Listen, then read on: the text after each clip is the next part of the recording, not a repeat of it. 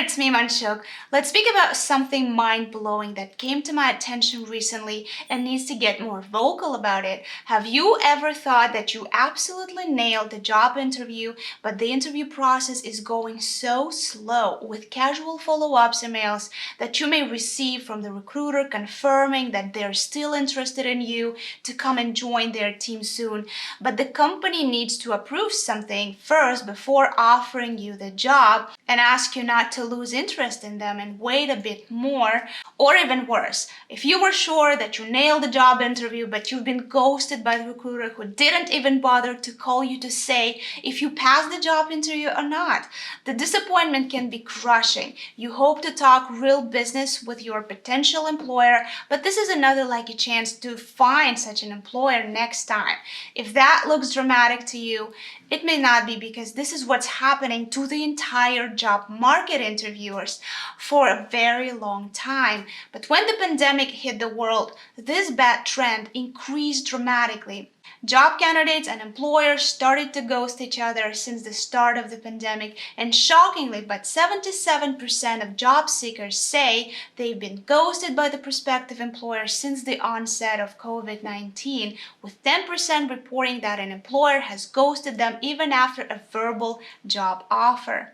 And I know it may not be what you would like to be advised to do when you desperately need the job, but maybe you want to find out how to reverse that bad recruiter to talk to you again and actually start respecting you. But the reality is that they will never be until something changes for them. So I'm gonna commit myself to that. You should probably not wait for the feedback from an employer who doesn't care about candidate experience, and name these 8 signs that speak your job interview didn't go well, and if you really can try to turn it around, if that job is vital for your future. Because it's a lot more prevalent for people to just carry on their disappointment and decrease their self-esteem by agreeing to worse job offers after a bad experience with one employer. While knowing what you want to get in the end and what you are fighting for, this is what we need to talk about today. And I really need to say that it's incredibly important to positively influence job seekers' vibes. And for this, I need you to hit the like button for this video to reach out to more job seekers who should know about this video too. Thank you for all your efforts in pressing the like button. Here's a picture of a successful job candidate who passed her Zoom interview and landed her next dream job. So thank you guys so much. Hopefully you will be in the same position as that candidate shaking her future manager's Zoom hand. So first things first. The interviewer seemed disinterested after a while, so perhaps the interview started well and the recruiter was positive and smiling and you felt the energy behind the scene, but noticed that the flame gradually started to extinguish as the interview continued, and suddenly you realized that the recruiter wants to end the interview as soon as it's ethically possible while having a conversation with you. In case you've been previously ignored or rejected by the potential employer, then reflect back on how the interview started and how it developed after a few opening minutes. Sometimes the general tone of the conversation doesn't seem to go well, and this is the first obvious sign that you were done as a job candidate.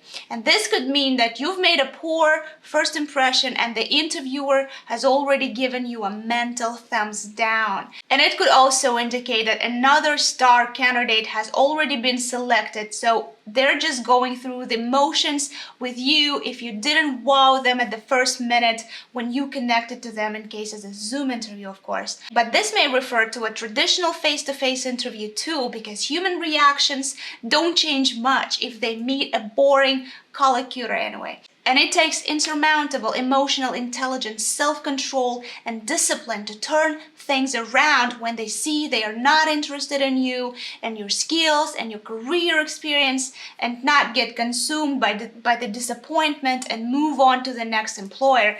Very few people have skills to revert the recruiter's interest back to them, and for a lot of people out there, I would say learn from your mistakes. Only then you can attempt to control recruiters' opinion opinion about you somehow.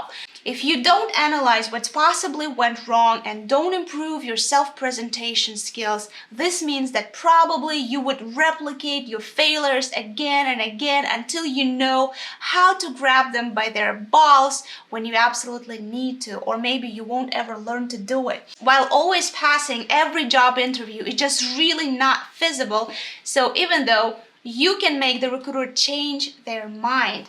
The second thing that indicates your interview is not going well is when the company is not trying to sell you working with them by accepting their job offer. I have interviewed more than 1,000 job candidates when I was recruited for a company with extremely high turnover, and the reasons of which I don't want to reveal for any likelihood to be sued later when I become a big YouTuber.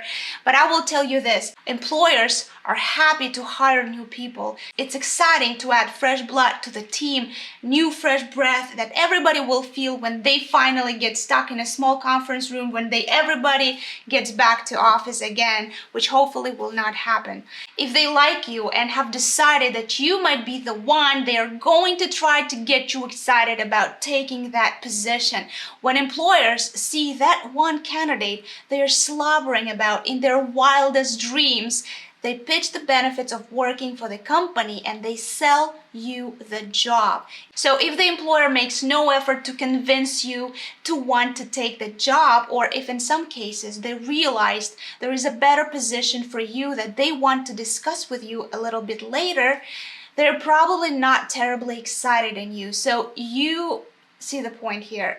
When you listen to the song for the first time and you fall in love with it instantaneously, your ears are mouth-watering to listen to it again and again. With every new line and chord, you have goosebumps. You want to jump to the internet to know more about the singer and what they do in their real life and what they like to do while being at home, find their stories on Instagram and so on, and you follow them everywhere else, wanting to listen to other works of that artist. And that's what recruiters and hiring managers feel when they find the one candidate that they always wanted to, or if that candidate is a superstar candidate that is available on the entire job marketplace. The third thing that indicates your interview is not going well is when the interview is short and sweet. If your interview only lasted a few minutes and basically just covered the information listed in your resume, you were done. No interest whatsoever to know more than those little facts that you listed on paper. They are not interested in knowing the stories about how you got 100 million contract with vendors in more detail, or how you ended up adding 10 more clients to your portfolio in the first 3 months, or about signing 10 times more contracts than the rest of your peers. If that's not happening, it's a doomed job interview. Don't consider that, wow, this interview was so easy, I must have passed it. They didn't ask me any behavioral or situational or reasoning questions. Actually, if you were not asked any of those questions, it's bad for you. If the interviewer didn't even bother to ask any of those challenging or probing questions, you are likely not being seriously considered for the job, and you're definitely not getting the job offer after such a brief yet sweet interview. So the fourth thing that indicates your interview is not going well is when the salary didn't come up at all, or if you didn't watch any of my salary tips videos on the playlist and made a mistake by opening up to the recruiter and mentioning the salary that you want, which is a big mistake in the job interview because it instantaneously cuts your chances of passing further, and I would say by half. The chances that you will never hit the target with your salary expectations are enormous, and I cannot reiterate it enough. Don't ever mention dollars to the recruiter, not on your phone interview, not on your face-to-face interview. Once an employer has decided they want you, they have to see if they can afford you. Usually at some point in the second half of the job interview, you will be asked about your salary expectations. If this doesn't come up, it could be a sign that it doesn't matter how much you would like to be paid because you are not being hired. Why should they bother emotionally to conduct any negotiations if they don't want to invest in those relationships in the first place? The fifth thing that indicates your interview is not going well is when the interview offers you some friendly career advice. To me, this is a ridiculous behavior, but there are some recruiters know-it-all that obviously have time to give their tips to job candidates who didn't pass their own job interview. It's not professional to give any tips to those who failed with you, especially if it's not been asked. So it's a paradox that 77% of recruiters never get back to the candidates after the job interview. And when a recruiter is suddenly starting to giving some tips on how to improve your interview skills or whatever skills you have, first of all, do you have time to speak about it? And secondly, do you realize that you can be sued for that? In any case, if an employer kindly points out some things you could do in order to be more qualified for that sort of job you are applying for, and generally it means that they don't think you will be offered this position. And again, it indicates that the recruiter didn't make the homework and didn't read your resume carefully before inviting you to have a conversation with them, because suddenly they see that you were not prepared for the job, and this is time wasting. It's a bad sign anyway. The sixth sign that indicates your interview is not going well is when you are not asked when you are available to start. Do you remember the point I mentioned before when employers literally fall in love with a candidate at the first sight and want to know everything? So by everything, I mean they definitely need to know when you can start. Employers hire people because they have work that needs to be done. They need to know when they can have additional help coming in, and of course they need to get everything set up for the new hire, like for example providing a new hire with a new laptop or a used laptop in many cases. They need to open an account for you, an email, they need to plan future workload, etc. If they show no interest in when you're ready to begin working for them, it indicates that the interview reached a dead end and you are not going anywhere. The seventh thing that indicates your interview is not going well is when the interview ends with no mention of the next steps. Did you notice that almost any business conversations or negotiations end with a brief discussion of the next steps ahead? So an interested employer will let you know if there are any samples they need from you or a follow-up interview with more people at the company. At the very least, they should give you a rough estimate of when they expect to make a hiring decision. If you leave the interview hearing, "Thanks for coming, best of luck with your job search," instead of discussing some details about the hiring process, it's not a surprise that you are out. And the final tip to indicate that you are not getting the job is when they don't ask for your references. So assuming you are on the final stage of your interview, okay, and you talk to so many people in the company, the recruiter, the hiring manager, your manager's manager, your global head of division, or whoever is involved with hiring decisions in that company. So assuming you passed all of those levels of interview, and if there is no word about that, the employer will conduct a background screening, and usually it starts with checking your references. If the employer doesn't ask you to provide them with the contacts of your references, either through email or fax, SMS, or telegraph, I'm just joking. In short, if they don't show any interest in getting the list of references from you, your job pursuit ends here.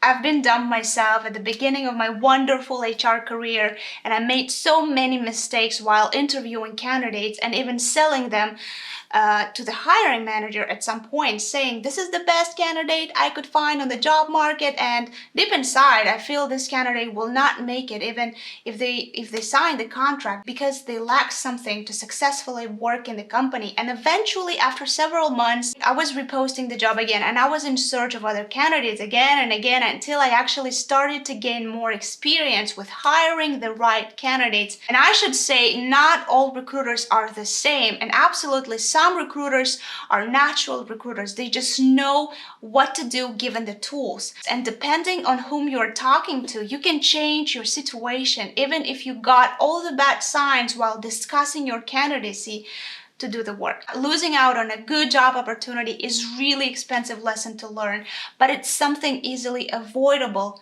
by following my channel, for example. What are the possible remedies for a bad job interview? So first, stay positive. Remain upbeat throughout the interview. If you don't seem to be connecting with the employer at first, it can be discouraging. Who knows what's going on in the interviewer's head? Maybe they came in distracted. Maybe you remind them of someone they don't like. Therefore, you have the next half an hour or so to be interesting, confident, enthusiastic, and turn that first impression around. So be prepared to change your gaming tactics. If you've been talking at length about your accomplishments at the former employer and these don't seem to be resonating with the recruiter, switch it up. You may even try to tell a joke and be funny. Just try. And I'm not saying that people who don't like other people will easily buy the joke and start laughing all of a sudden. Another thing you can try to wake up your recruiter is by asking questions. Did I say that your questions must be smart too? Just think about the questions beforehand in case the interview goes bad for you. Another smart thing you should prepare beforehand is making the most of your thank you note. In the event of a bad interview, it's also the last chance to repair that first impression. And I'm actually pretty impressed with you guys who watched this video till the end. And I really appreciate it. I wish you good luck in getting what you want. And make sure to hit the transparent like button. I will try to post 3 times per week here on Monday, Wednesday, and Friday. I'll do my best, but in any case, you will see the videos if you hit the notification bell. And lastly, if you want to take a job interviewing skills to the next level, make sure you watch my playlist. There are so many useful tips that are waiting for you guys to know about. If you want free knowledge, hit the links and educational platforms in the description of this video. I use those platforms personally and I really love them. The links are in the description. Thank you guys so much for watching. See you next time. Bye.